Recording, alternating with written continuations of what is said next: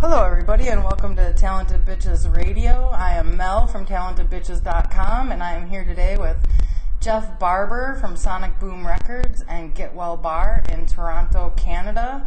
Hello Jeff, welcome to the show. Hi Mel, good to be here, thanks. I appreciate you taking time from your busy schedule. I know you have a lot going on. You are the owner of 2 Sonic Boom Record stores now in Toronto, correct?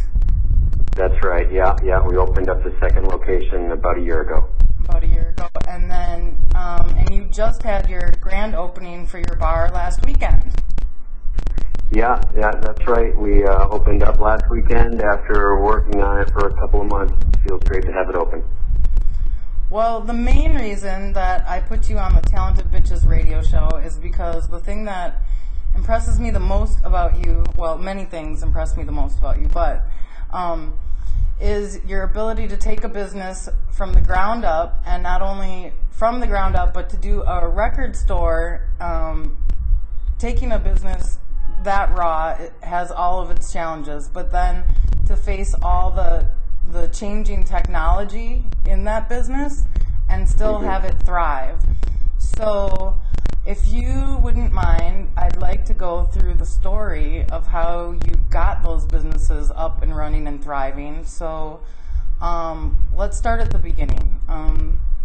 Big Bang Theory or God? What do you believe? I guess Big Bang Theory. Sorry, I can't believe in God. It I guess goes back to the first Sonic Boom store in Milwaukee when we met. Had been working for a gentleman that had a small chain of stores in Minneapolis, and worked for him for about 6 years, and thought I'd like to try it on my own, and went to Milwaukee where it seemed like there wasn't a whole lot of similar competition, and opened up a very, very small store there, and learned, trial by fire there on what it was all about to run a small business. And had somewhat success, and was able to move to a better location after about a year, and ran that for a few more years, but never saw it expanding further than where it was at, which wasn't much beyond paying its bills, and of course had greater aspirations in what I wanted to do. And so at that time, got back in touch with my previous boss back in Minneapolis, and went back and worked with him for about a year and a half, and decided to form a partnership with him. And that's when we started looking at Toronto and moving up there. But I remember there was a lot before that, though. You had to go up to Minneapolis, and then you went to Hawaii. Yeah. I got kind of sidetracked when I went back to Minneapolis. The initial plan was just to kind of mentor under him for about a year, maybe a little less, and then go open up another market, being a 50-50 partner share with him. And after a couple of months of doing that, he had bought out a small chain of stores in Hawaii and was looking for somebody to go there and kind of represent him and show them the way that he did business and kind of oversee the transition of ownership.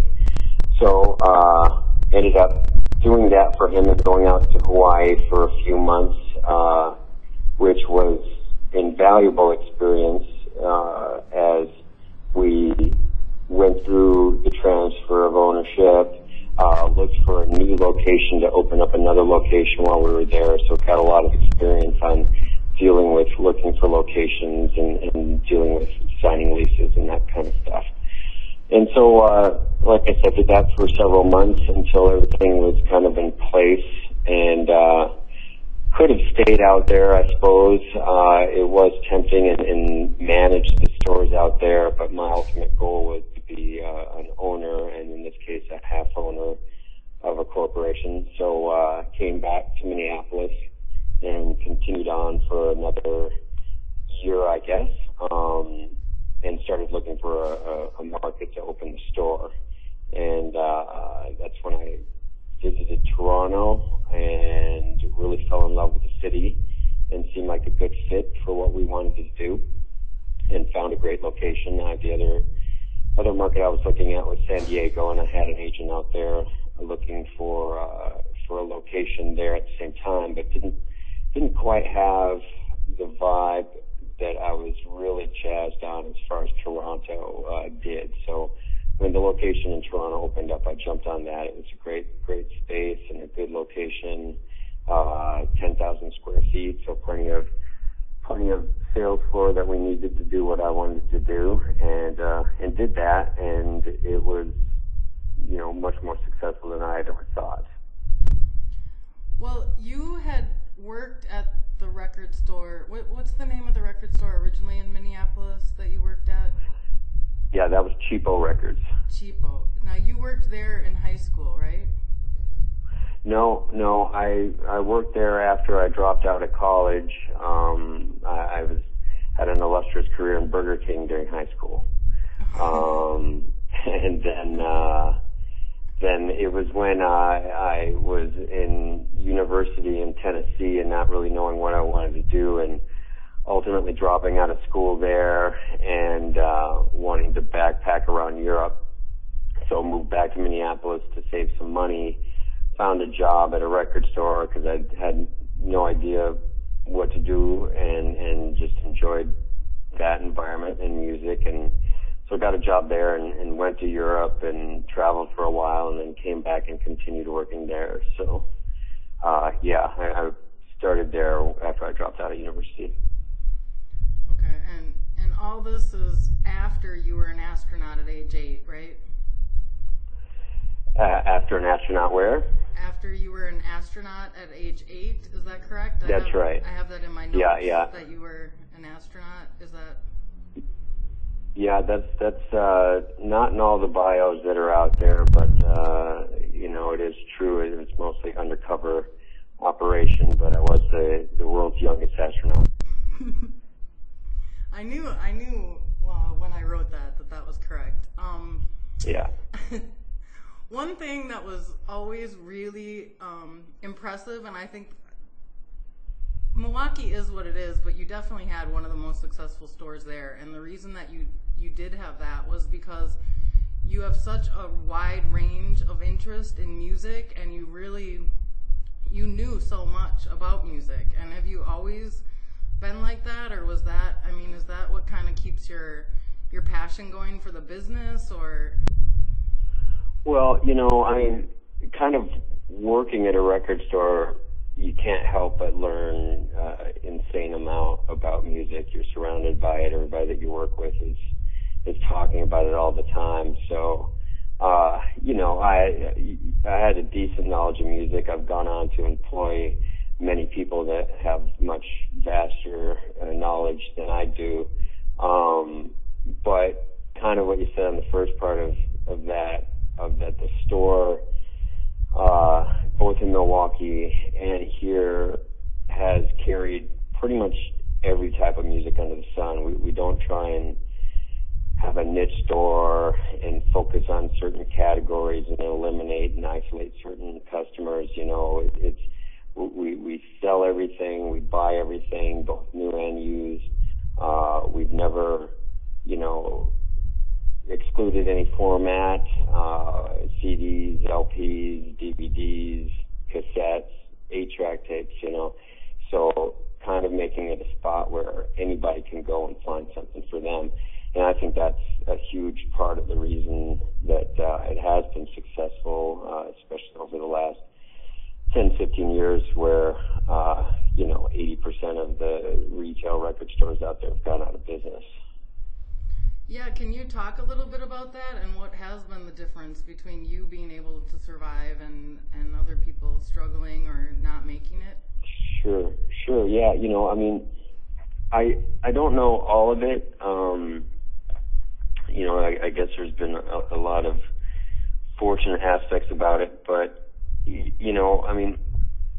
there's a few things that I think have done it. One is kind of the connection to the local music scene. We have in-store performances on a fairly regular basis that get people that wouldn't normally come into the store, and that's one of the hardest things of retail, is just to get people to walk through the front door. So that affords us a constantly new group of people that are always coming in when we're booking all different kinds of acts to do in-store performances.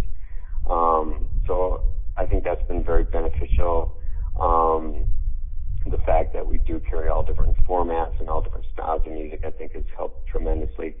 Also, I do have 2 locations now, and I can get into that in a minute. But prior to that, I started looking, about 7 years ago, as the store was really succeeding, started to consider opening up another location, and started looking at other stores that were doing well across North America. And most of the ones that were doing well really usually only had 1 or 2 locations and weren't expanding at that time. Most of the ones that were going out of business were small chains, large chains, record stores that were trying to expand, and I think expand too fast.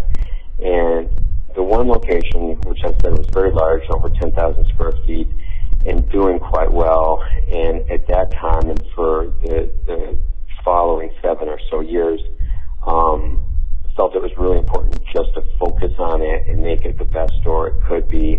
And I think that helped a lot, that I put all my resources into that one location and really kept focused on it.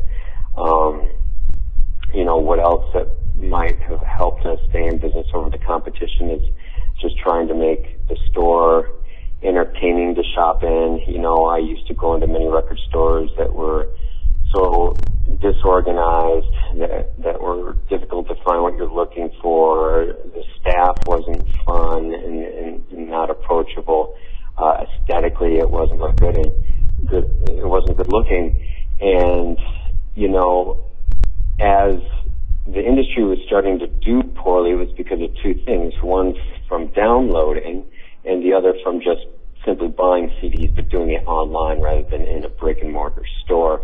And I felt you needed to give people a reason to come in, and part of what record shopping has always been, and Survive should be, is entertainment in itself, and that it's fun to do the shopping. Downloading an MP3 online, you in the end you get the music, and the music is the same in all intents and purposes, but the experience isn't fun to just click, a mouse and there you have it. Sort of make it entertaining to come in. So by being in a location where we're close to restaurants and movie theaters and that kind of stuff, it was a good destination before and after, and make it part of your evening's entertainment, really, to do the shopping. So I think that had a lot to do with it also.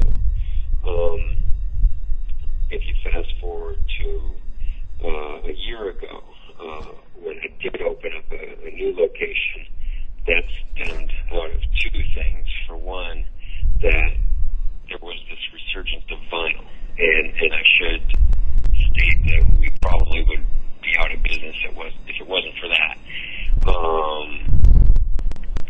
I never anticipated how much it would come back, how much of a component of our sales. Over the last several months, it's finally surpassed our CD sales. And turntables, and selling the turntables and vinyl accessories and that kind of stuff. And we're selling so much of it that, talking with my staff, we're like, I think we could probably open a second store that's all vinyl. So that was what kind of the idea of the second store came about. And so we do have a smaller 2,000 square foot second store, but that's vinyl only, and it's a very niche kind of specific store in a different neighborhood. That's actually the way that those 2 stores came about was kind of a little bit of a dramatic story. Do you want to convey that story? What happened?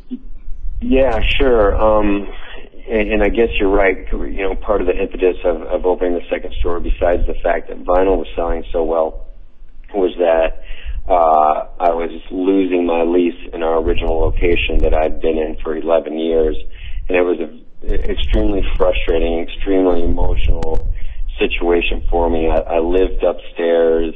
It was a great location, big store. I had a beautiful apartment that I had renovated upstairs, and was hoping to be there for the foreseeable future after being what I felt was a great tenant for 11 years.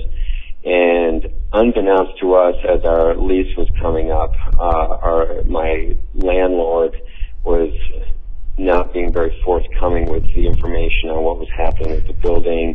I kept trying to talk to him about renegotiating a new lease now that it was expiring, and at the very end of the 11th year, which I was able to finally get an extension out for 10 years, he just said that I needed to look for a new location and that they had other plans for the building, which at that time I said I would be happy to look at buying it if he was interested in that, and he said he wasn't interested in that and just said that I needed to look for a new location.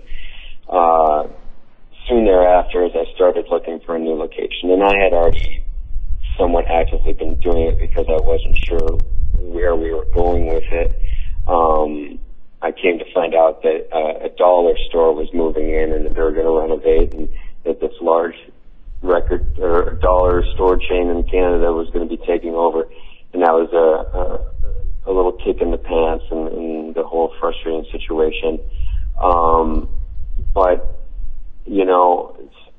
looked more earnestly for a new location, and while I was doing that, found the smaller 2,000 square foot store, and considered moving into there. And then also around the corner from our original location, found about a 9,000 square foot store, just a little off the beaten path, but still in the same neighborhood, and rent was more reasonable. And so was able to move into there almost at the same time of opening up the second location. So it was physically, emotionally taxing, and at the same time had to find an apartment for myself. So it was last summer was extremely intense, taxing time for me and my staff. I had hoped at best we would keep about 80% of our sales and our customers once we went around the corner, but I didn't foresee how much publicity we were going to be getting out of it. So much goodwill, so much attention. When it was all said and done, our business almost a year later is up about 5% over the previous year, which I never saw, and has been fantastic. And awesome. The fact that we've landed on our feet,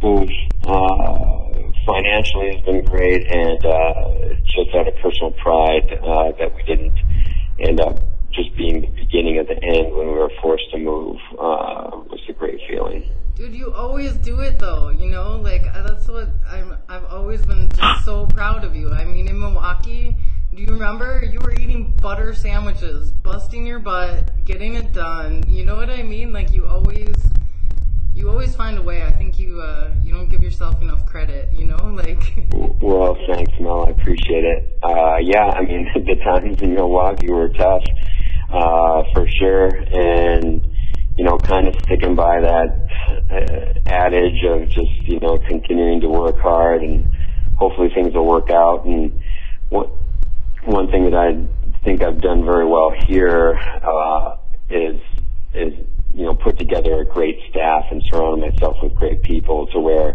there's no way I could do everything that we do at the store.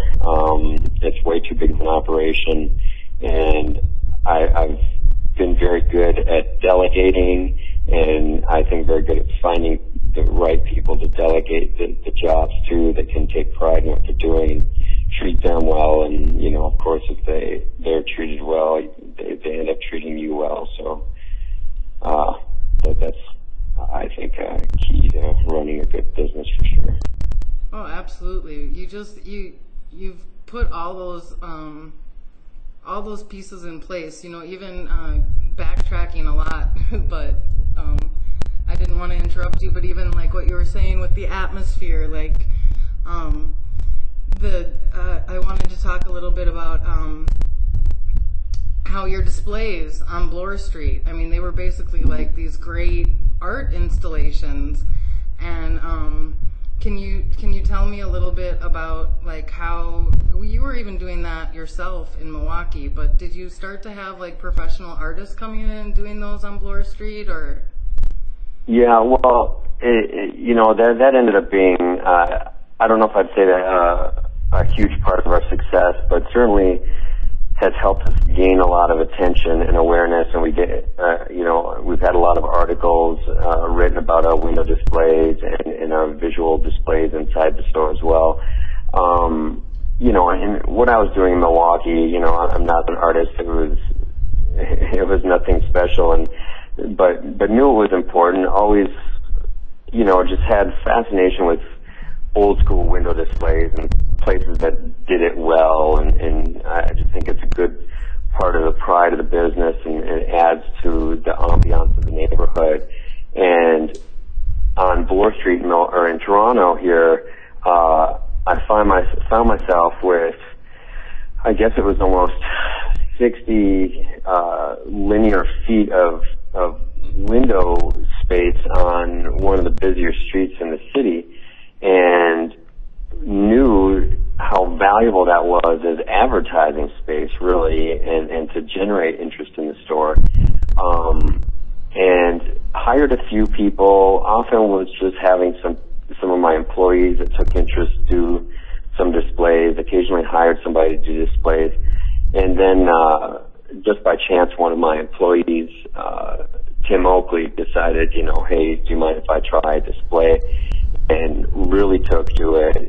Incredibly talented artist, and started doing these extremely interesting, unique, and eye-catching displays.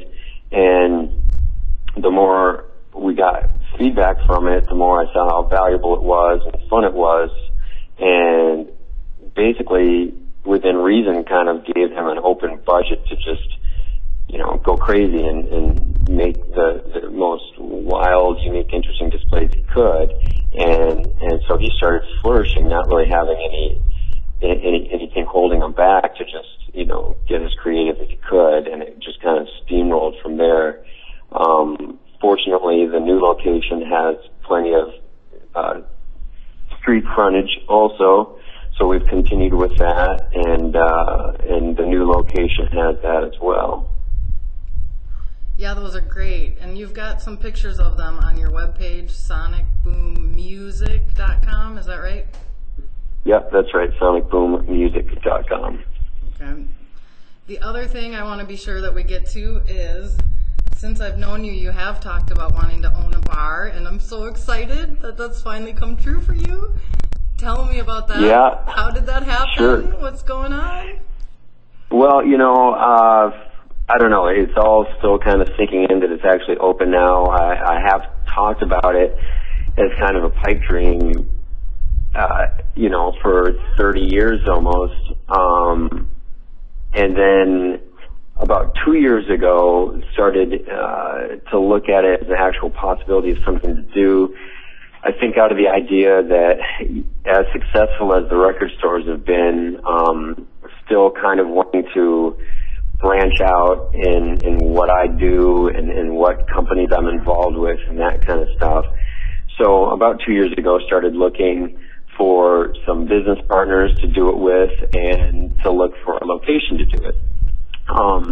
Really wanted to have some business partners, kind of for the same reason I talked about with Sonic Boom, in that I wanted a couple of people to share in their creative ability and their skill set to add to the mix, and wanted people that were going to have some ownership in it, not just the employees for me. So that's when I started looking for the location. A vast virus database has been updated. There's our technical difficulty of this one. Sorry. Okay. My virus database is updated. Go on. Okay, that's always good to know. But so yeah, it was almost a 2-year process until things started to fall into place and find some partners that I thought were a good fit, that I thought had the skills that would bring together something interesting. So I have Tim Oakley, who I mentioned earlier, has been working for me as my visual display artist at Sonic Boom. And then we have another business partner and owner, Alan Kelly, who has quite a lot of years of experience in the service industry and the restaurant and bar industry. So he's bringing a lot of that experience together. And we found the location about 6 months ago and took 3 or 4 months of negotiation to get all that sorted out, much longer than what we were hoping. And then over the last 2.5 or so months, have been going through the renovations, which has been a mix of the 3 of us and a few contractors coming in to do the stuff such as plumbing and electrical that are beyond our capabilities, but trying to do as much as we can to keep the cost down, because as these things always happen, and I've experienced time and again, of course, it ends up being twice as expensive and takes 3 times as long to do it. But, you know, it has taken forever, it has been expensive, but I'm super proud of it. The 3 of us are really proud of it. It looks fantastic. You know, there's a very, very young craft beer movement in Ontario, about 25 years behind what's happening in the States. And I really wanted to get in on that on the ground level. So we have 12 taps, which is a fairly large number, especially for the size of the bar that we have, which is licensed for 125 people. And all of our taps are local craft beer, very small, kind of mom and pop type of companies doing unique, interesting things. And then at the same time, we're in the process of building a small brew house in the pub so that we'll be a full-on brew pub and start brewing our own beer, hopefully within 3 or 4 months, depending on how long all the licenses mostly take to get into place. So that's kind of the story of Get Well. And as you had mentioned, we opened about a week and a half ago, and it's been incredibly successful. The feedback has been amazing. It's such a good vibe. Just good clientele we're attracting. Aesthetically, the ambiance is great. We have a jukebox that I've taken great pride in curating and have access to all the CDs at the record store to put together a very eclectic, diverse, unique jukebox. And then that's kind of where that's at. Cool. So, hold on. You're going out a little bit. Can you tell me if I'm in Toronto, where is the Get Well? Yeah, sure. Of course, online you can find us at getwellbar.com. And in Toronto, we're at 1181 Dundas Street West, which is just at Dundas and Ossington. And I'm dying to know how you found the Dolly Parton pinball machine. Yeah, we have part of the mix that I should mention at the bar is that we do have 7 vintage pinball and arcade games. You know, on the pinball side of it, we have Captain Fantastic, Elton John from 76 or 75, I believe.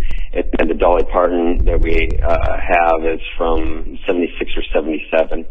And the pinball games we just found at a pinball place down in Hamilton, Ontario, just about an hour outside of Toronto.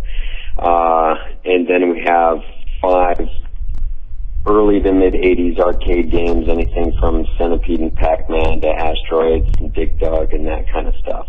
And those I've literally gotten from various people off of Craigslist and got them together and am kind of having a crash course in how to repair and maintain all these games, because being 30 plus years old. They're very finicky and apt to break down. So it's kind of becoming a second hobby, trying to keep these things up and running. But it's fun for sure. Wow, I bet it looks just amazing. You've got such good taste. I'm sure it's got really great atmosphere, and I know you have good taste with beer. You've always been good with that. So yeah. Very cool. Well, now if you don't mind me getting a little bit serious, so you're an expat. You live in Canada, and you know that I've become an expat now. That's right. And because I live here in Mexico.